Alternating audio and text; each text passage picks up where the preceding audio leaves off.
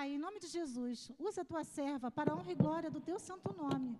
Usa ela mais uma vez, que ela flua do teu Espírito Santo para os nossos corações. Essa oração que eu te faço, em nome de Jesus. Amém. Amém. Boa noite. Pastor. Gente, não é fácil não. Tava falando, né? Hoje de manhã falaram, Camila é totalmente diferente, né? Totalmente diferente. Tá aqui cantando, tá aqui pregando, é totalmente diferente. E eu entendo porque o pastor sempre sobe chorando, gente. Porque quando começa a orar pela gente, não sei, é o mover do Espírito, né?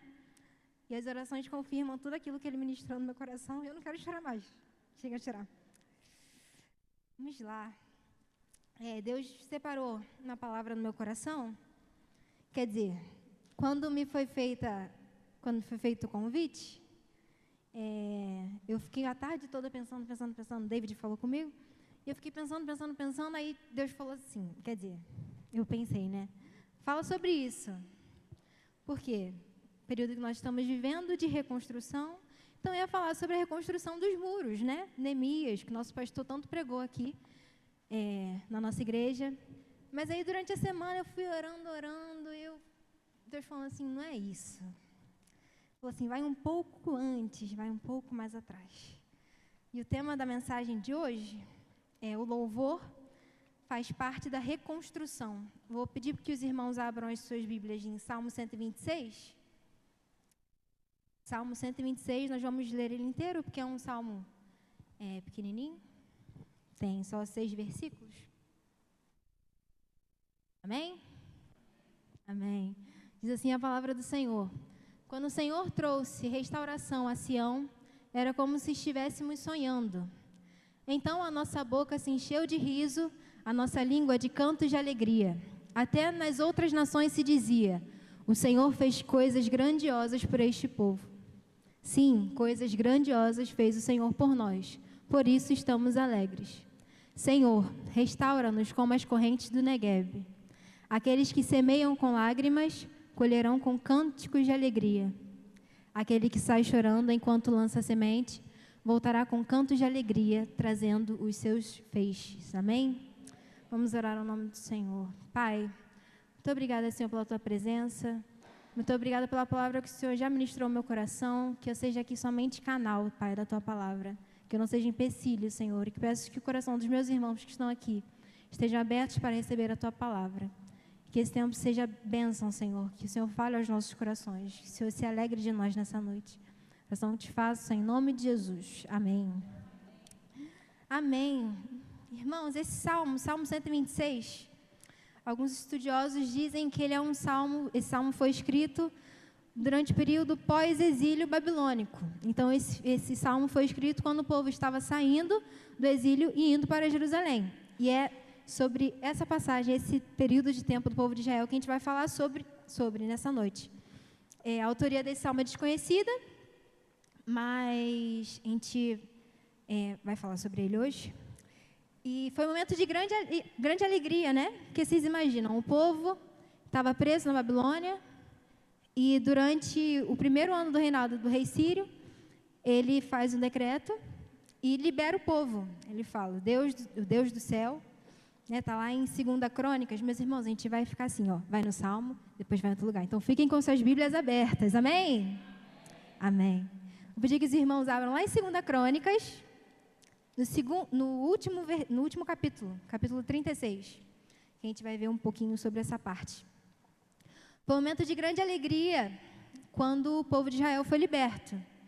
O cativeiro que ele é mencionado, né, no Salmo 126, algumas versões falam sobre o cativeiro, outras não mencionam, né, mas falam quando Deus libertou o seu povo, né, para eles irem para Sião, como a gente leu. Se puder deixar aí aberto o Salmo 126, mas aí os irmãos fiquem com 2 Crônicas. Ele diz que o período em que eles saíram da Babilônia para Sião. Alguns falam sobre cativeiro e outros não falam, né? Mas o cativeiro é o exílio babilônico, quando o povo ficou na Babilônia. O povo foi levado para o cativeiro babilônico em 586 a.C., quando Jerusalém foi saqueada pelo reino da Babilônia. Eles chegaram lá, destruíram tudo, Jerusalém foi saqueada e ficou em ruínas durante 70 anos. É o que diz lá em 2 Crônicas 36, está ali nos versículos do 13 ao 21. Não vou ler porque é um texto mais extenso, mas se os irmãos tiverem tempo em casa, peguem esse texto para ler, vai ser bênção demais. E vocês continuem a história do povo de Israel, amém? E foram 70 anos em ruínas. 70 anos em ruínas. E chega o rei Ciro, ele foi no reinado dele que esse exílio foi quebrado. Então, no primeiro ano do rei Ciro, o povo é liberto. Ele literalmente fala assim: vocês podem ir para reconstruir o templo em Jerusalém. E a palavra do Senhor diz que foram um total de 42.360 israelitas. Foi bastante gente. Mas aí você pensa, Camille, foram todos? Não foram todos. Quando eu li, na verdade, antes de eu ler, eu pensando nessa história, eu falei, poxa, o povo devia estar muito animado, porque Deus libertou eles, então eles iam arrumar as coisas deles e iam sair. Eu, pelo menos, faria isso, não sei os irmãos. Depois de 70 anos sendo escravos, né, da Babilônia, a primeira coisa que eu ia fazer é arrumar minhas coisas e sair. Mas na palavra do Senhor diz que foram 42.360 israelitas. Não foram todos que saíram. Na palavra do Senhor diz que aqueles cujo Deus havia despertado o coração é que foram para Jerusalém. Então, primeiro ponto, quando a gente chega no primeiro ponto da nossa mensagem, o louvor é fruto de um coração despertado. Eu vou ler para os irmãos, primeira Esdras, capítulo 1, está pertinho ali, só virar uma página, ou então no aplicativo você aperta na setinha. Esdras, capítulo 1, versículo 5, diz assim: então os líderes das famílias de Judá e de Benjamim, como também os sacerdotes e os levitas, todos aqueles cujo coração Deus despertou, dispuseram-se a ir para Jerusalém e a construir o templo do Senhor. Assim como Deus despertou o coração daqueles homens há muito tempo atrás, eu creio que Deus tem despertado corações na igreja dele. Amém?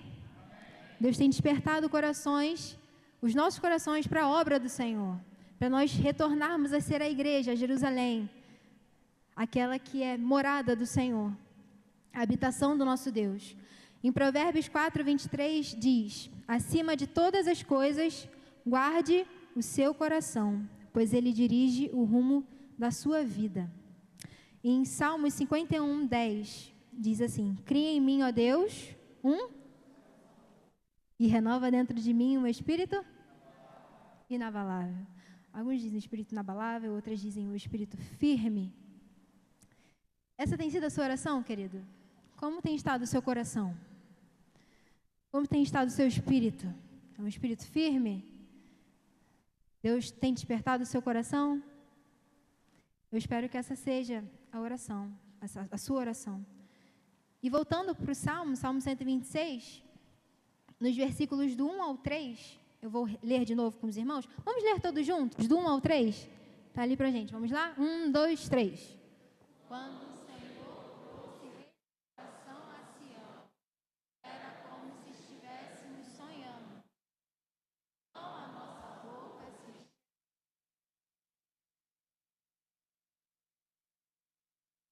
nas outras nações.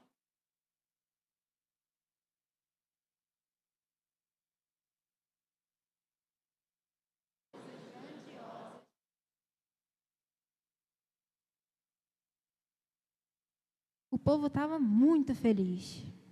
Muito feliz. E não é para pouco, né, meus irmãos? Eles tinham sido libertos do cativeiro babilônico. E eles riam e cantavam de alegria.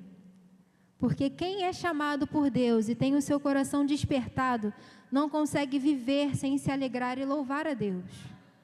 Não tem como, meus irmãos. Se o seu coração foi despertado, não tem como você vir aqui para a casa do Senhor e cantar como se nada estivesse acontecendo. Eu fazendo essa mensagem, né, eu lembrei do irmão Carlos, na vigília que teve aqui das mulheres, né, antes da conferência, o irmão Carlos deu o testemunho dele, e ele falou assim: meus irmãos, quando eu estou ali sentado, eu canto mesmo. Né, meu irmão? eu canto alto, mas eu canto porque eu sei o que o Senhor fez na minha vida.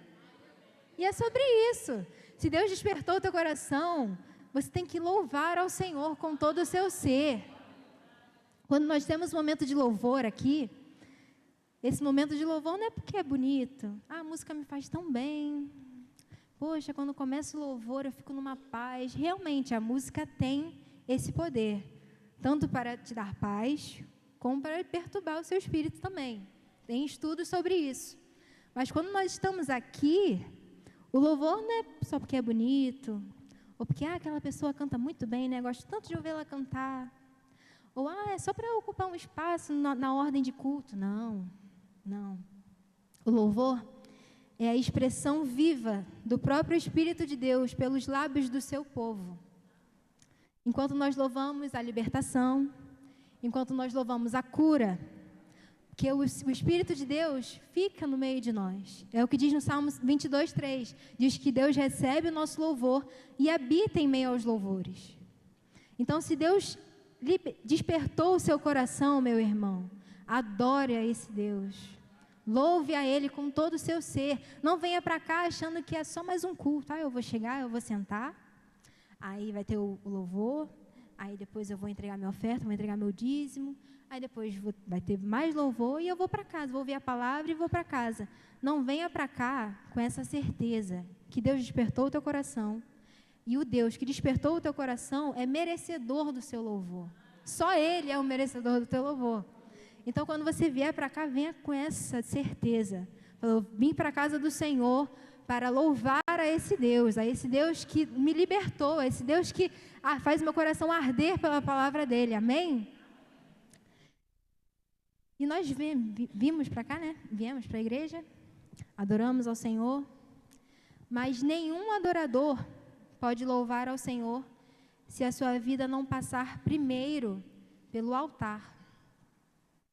E não é esse altar que eu digo aqui, irmãos, porque hoje em dia a gente tem essa mentalidade, né? Que o altar é um espaço entre o púlpito e a congregação, que seria esse pedaço aqui. Não é esse altar que eu estou falando. Depois que o povo de Israel voltou para Jerusalém, eles saíram, né, da Babilônia, foram para Jerusalém. Quando eles chegaram lá, nem todos ficaram em Jerusalém, porque, como eu falei, a cidade estava destruída. Ela foi saqueada durante esses 70 anos. Então, muitas pessoas das cidades vizinhas, ao redor de Jerusalém, iam lá, pegavam coisas, saíam, tiravam. Ia lá, Jerusalém estava em ruínas. Então, não tinha como o povo chegar e morar lá. Eles tinham que reconstruir a cidade. Então, algumas pessoas ficaram em Jerusalém, como os sacerdotes, os levitas, e o restante do povo foi se acomodando ao redor de Jerusalém. Depois que todos eles estavam acomodados, né, o povo se reuniu em Jerusalém e levantou o altar. Eles reconstruíram o altar.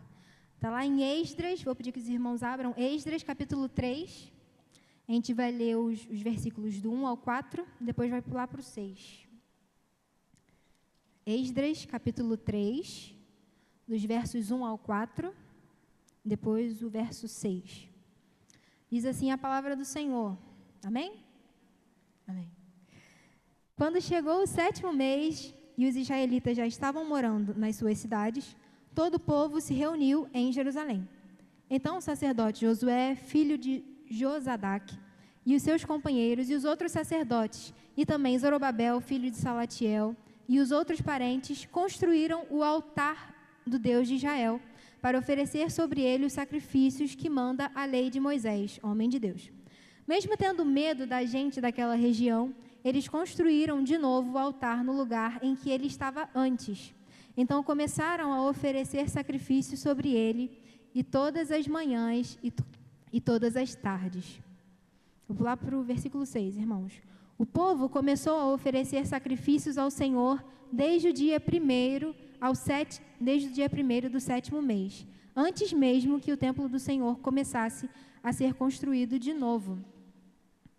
No Antigo Testamento, o sacrifício, né, o altar onde eles sacrificavam os animais, né, era um símbolo da comunhão do povo com Deus.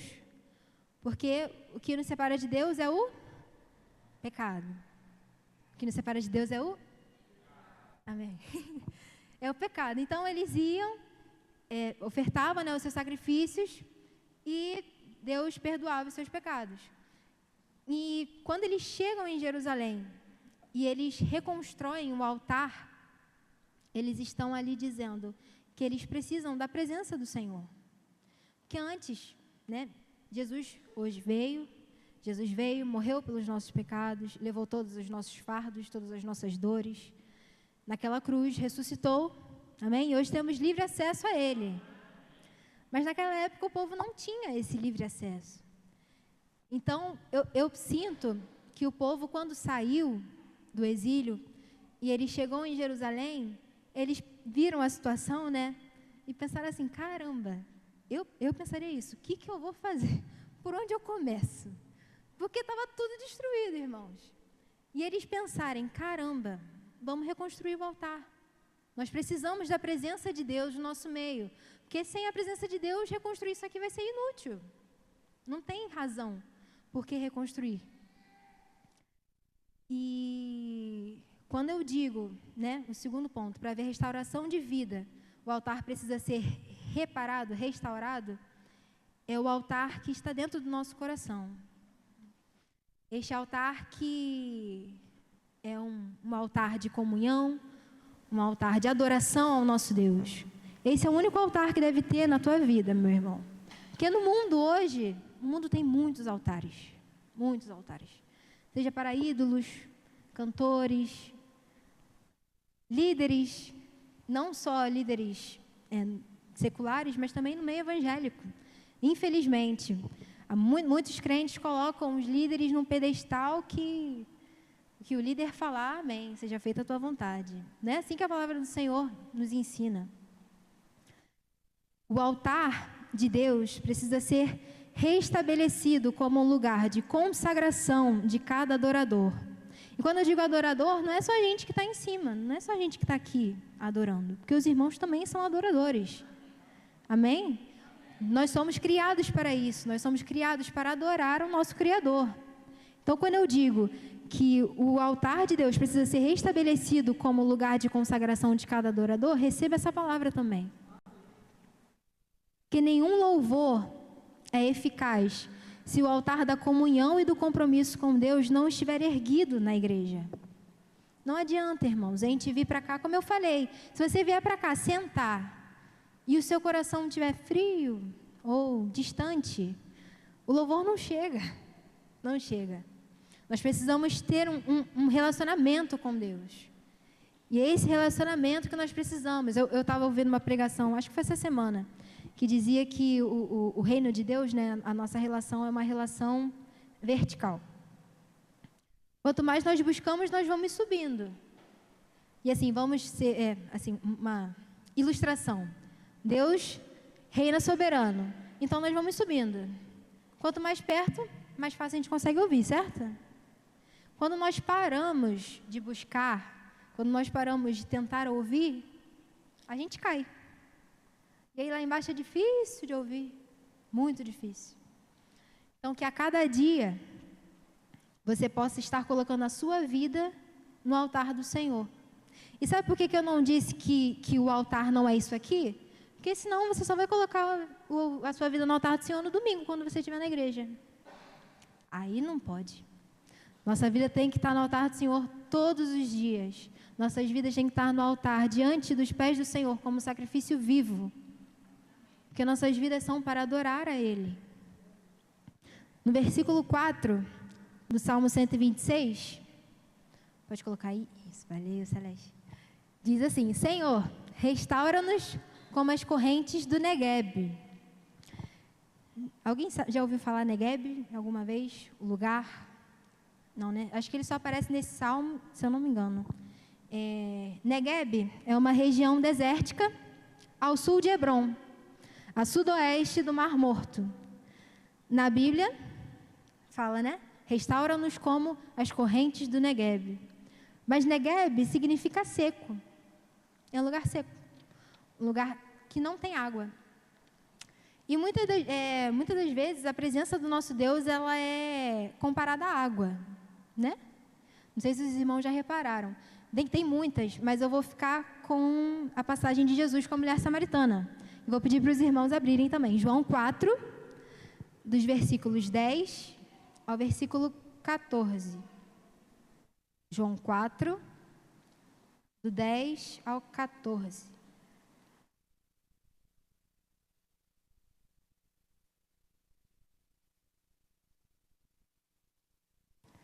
Diz assim a palavra do Senhor. Então Jesus disse: se você soubesse o que Deus pode dar e quem é que está lhe pedindo água, você pediria e ele lhe daria a água da vida. Ela respondeu: o Senhor não tem balde para tirar água e o poço é fundo. Como é que vai conseguir essa água da vida? Nosso antepassado Jacó nos deu esse poço. Ele e os seus filhos e os seus animais beberam água daqui. Será que o Senhor é mais importante do que Jacó? Então Jesus disse: quem beber dessa água terá sede de novo. Mas a pessoa que beber da água que eu lhe der, nunca mais terá sede. Porque a água que eu lhe der se tornará nela uma fonte de água que dará vida eterna. É essa água, a água que jorra para a vida eterna. Essa é a presença do nosso Deus. A gente falou, novamente, no Congresso das Mulheres, né? Nós não queremos ficar no raso. Não queremos. O raso para que ficar no raso? Se a gente pode ir mais profundo, nós podemos nos aprofundar mais na palavra do Senhor, se nós podemos estar mais perto dEle, para ouvir a voz dEle, porque Ele é o Deus soberano, Ele sabe de todas as coisas,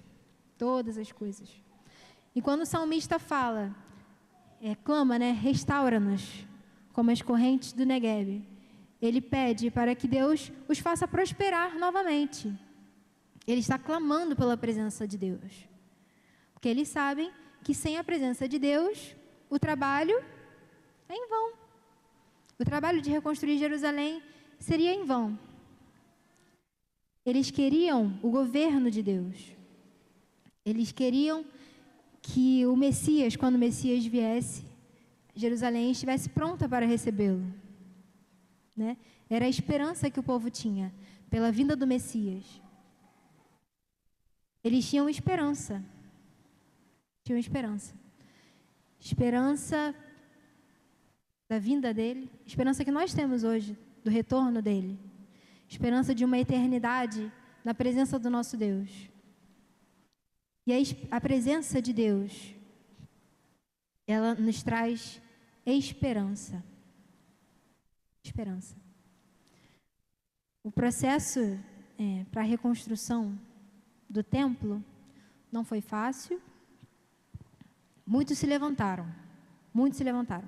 Vocês podem pensar, né? O povo saiu da Babilônia, chegou em Jerusalém, construiu o altar, vamos fazer o templo, vai dar tudo certo. Começaram. Os irmãos lembram em qual ano que o decreto do rei Ciro, qual era o ano do reinado do rei Ciro, quando ele fez o decreto para o povo sair? No primeiro ano. No segundo ano do decreto, as obras pararam. Mas pararam porque o rei mandou parar? Não. Pararam porque muitos ao redor de Jerusalém se levantaram contra. Muitos se levantaram contra. E, né, como Deus faz, né? A gente começa uma obra, a gente pensa que vai, e está crescendo, do nada, bum, para tudo. E a gente fica, caramba, Deus, mas o Senhor não falou para eu sair da terra, o Senhor não falou para eu ir para lá, o Senhor não está conosco. E Ele realmente estava. Mas as obras para a reconstrução do templo só retornaram 16 anos depois. Elas pararam no segundo ano do reinado do rei Ciro, né, o rei da Pérsia, e só voltaram quando outro rei estava no poder, que era o rei Dário. Durante esses 16 anos, eles ficaram parados. A obra não saía do lugar. Mas antes disso acontecer, eles fizeram uma coisa que foi de suma importância. Eles colocaram os alicerces do templo. Pedir que os irmãos voltem lá para Esdras, versículo 6.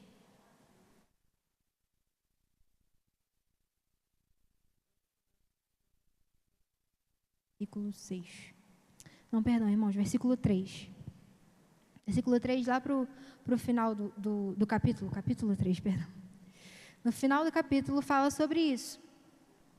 Eles começaram a reconstrução colocando os alicerces. Eu não sou da galera cadê o Igor? Da engenharia. Não sou. 0. Mas segundo o Google, alicerce é a estrutura que sustenta uma construção, transmitindo o peso da edificação para o solo de forma segura e estável. O povo só se manteve firme durante esses 16 anos porque eles estavam alicerçados em Deus. Porque eles tinham a presença de Deus. Como eu falei, a presença nos traz esperança. Eles esperaram. Eles sabiam que Deus estava com eles. E durante esses 16 anos, eles esperaram. Esperaram. Esperaram. Não sei quanto tempo você tem esperado. Não sei. Mas tenha certeza que o Deus que começou a obra, ele vai terminar. Então, que todos os dias você coloque diante do altar do Senhor a sua vida. Porque Ele tem o melhor para nós. Melhor, sempre o melhor. Salmo 33, versículos 20 ao versículo 22, diz assim: Nós pomos a nossa esperança em Deus, o Senhor. Ele é a nossa ajuda e o nosso escudo. O nosso coração se alegra por causa do que o Senhor tem feito. Nós confiamos nele porque Ele é santo. Ó Senhor Deus, que o Teu amor nos acompanhe, pois em Ti pomos a nossa esperança. Nossa esperança tem que estar em Deus. Em Deus. Somente nele. Somente nele. Como eu falei, esses 16 anos de espera não foram fáceis. Com certeza não foram fáceis. Mas nós vamos voltar lá no Salmo 126, agora os versículos 5 e 6. Vamos ler todos juntos? Aqueles que semeiam com lágrimas.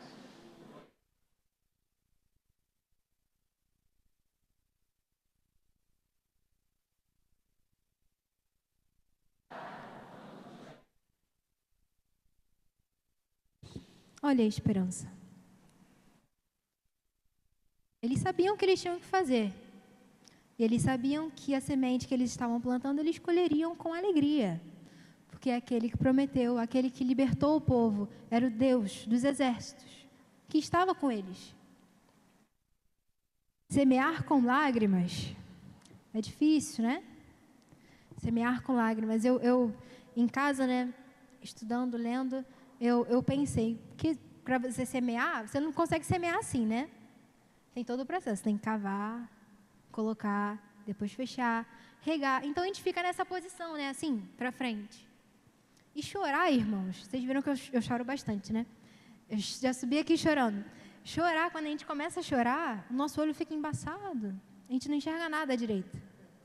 Não enxerga nada direito. Então imagina, semear com lágrimas. Deve ser difícil, né? É um processo difícil. Mas a missão que eles tinham de reconstruir Jerusalém era uma missão que Deus deu a eles, e missão dada é missão cumprida. Ainda mais sendo Ele que deu a missão. Aí mesmo que a gente tem que cumprir a missão. Mas às vezes a gente pensa, né? Camille, você pode falar, Camille, eu semeei, mas não estou colhendo, o que está acontecendo? Aí me veio a palavra no coração. O que você tem semeado? Que às vezes a gente planta tomate e quer colher laranja. Não tem como. Não tem como. Às vezes a gente está com a semente na mão, mas a gente nem sabe que semente está na nossa mão. A gente não tem esse discernimento. Quando Deus, Ele acende o nosso coração, Ele desperta o nosso coração. e nós reconstruímos o altar dele nas nossas vidas, ele nos dá as sementes. Basta você saber o que fazer com as sementes. Às vezes você está plantando no solo errado. Fala, Camila, eu estou plantando, não vai para frente, eu não estou colhendo, o que está acontecendo? Em qual terra você está plantando? Você tem cuidado daquilo que você plantou? Ou você só plantou, regou uma vez e foi embora? O que você tem feito? Semear, o processo de semear é difícil, porque tem um processo da espera, né?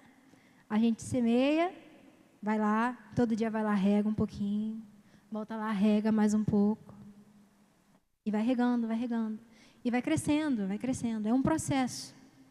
E eu creio que assim foi com o povo de Israel, eles ficaram 16 anos esperando. E para o nosso Deus, nada é em vão. Eles precisavam desses 16 anos. Talvez para eles se aprofundarem mais na palavra, para eles estarem mais perto do Senhor, que a palavra diz que durante esses 16 anos eles continuaram entregando seus sacrifícios. Eles não pararam. Mesmo com medo dos povos ao redor, aqueles que fizeram as obras pararem, eles continuaram entregando ali os seus sacrifícios. Mas depois, de todo esse processo, depois de todos esses 16 anos, o templo finalmente terminou, depois de 4 anos construindo. No 2º ano do reinado do rei Dário, ele encontra o decreto de Ciro e fala para o pessoal, o pessoal que estava incomodando o povo de Israel, que estava impedindo que eles reconstruíssem o templo, fala assim, gente, deixa o povo reconstruir, ninguém mais mexe com eles, deixa eles reconstruírem. E assim foi. Depois de 4 anos, o templo foi inaugurado. E a inauguração foi cheia de alegria e de louvores.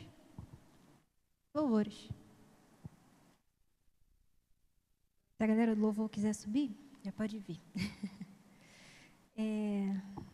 Durante todo esse processo, eles louvaram em todos os momentos. Eles louvaram quando saíram, eles louvaram quando chegaram e reconstruíram o altar. Eles louvaram, e provavelmente durante esses 16 anos de espera, eles continuaram louvando. Porque o louvor faz parte da reconstrução. Não tem como você não louvar a Deus. Às vezes é difícil.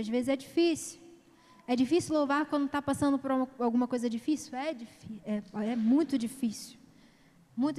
Às vezes a gente chega aqui e a gente não consegue nem levantar, Que a semana é tão pesada, a gente passa por diversas lutas, diversas questões, e a gente chega aqui e a gente senta e pede, Senhor, tem misericórdia.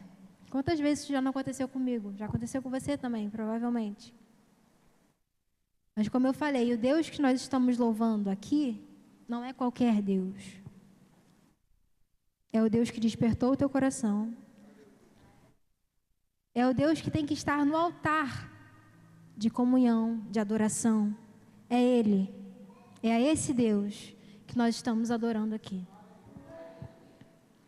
Eu não sei o que tem te impedido, o que tem levantado para tentar impedir aquilo que Deus despertou no teu coração.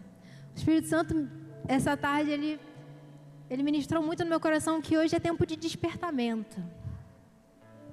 Eu não sei o que está no teu coração, o que está dormindo assim, sabe, aquele sonho que Deus colocou no teu coração e você esqueceu. O tempo foi passando, e você esqueceu. Deus está pedindo para te falar hoje, desperta, acorda, levanta, vai semear. Vai ser difícil? Vai ter lágrima? Vai. Mas desperta.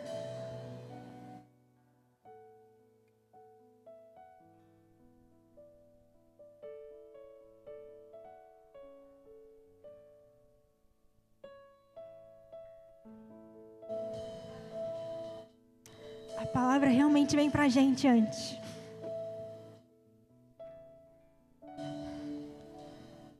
Às vezes a gente entra numa rotina, nossa vida entra numa rotina. E a gente esquece quem nos chamou. A gente esquece do poder daquele que nos chamou. Então Deus está te chamando hoje para você levantar. Antes de começar a semear, reconstrói o altar do teu coração. Antes de tudo, antes de começar a tentar começar um projeto, a começar algo que está, um sonho que está no teu coração, reconstrua o altar. Peça pela presença de Deus contigo, porque sem Ele é em vão, irmãos. Nossas vidas são para adorar a Ele. Tudo que nós fazemos é para Ele. Então reconstrua o altar.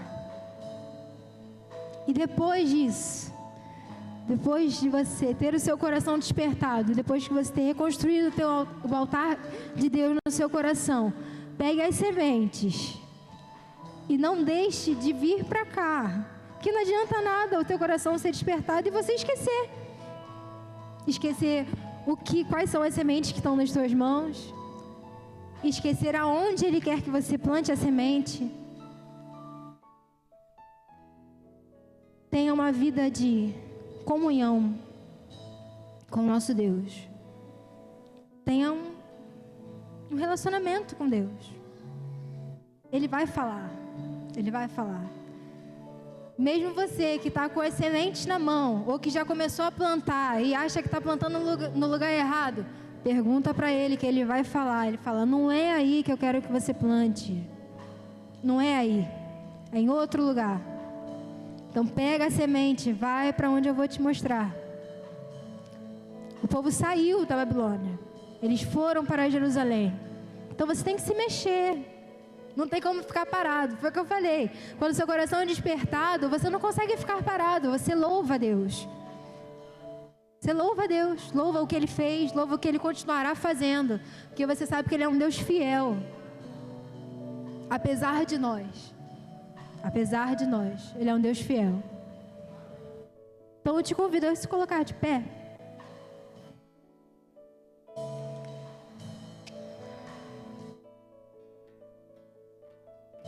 Eu te convido a continuar louvando, apesar dos muitos processos, apesar do processo do despertamento.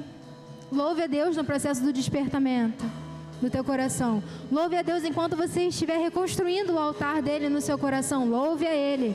Louve a Ele no processo de espera. Continue louvando a Ele. E lá, no versículo 6 do Salmo 126... diz assim, aqueles que saíram chorando, levando as sementes para semear, voltarão cantando, cheios de alegria, trazendo nos braços os feixes da colheita. Acredita, o dia da colheita chega, pode demorar, mas vai chegar. E quando chegar, você vai colher e vai adorar a esse Deus mais ainda. Mais ainda, porque Ele é um Deus fiel, amém? Um Deus que nos escuta e o único Deus que é digno de receber todo louvor, toda honra e toda glória. Então eu te convido a você cantar essa canção.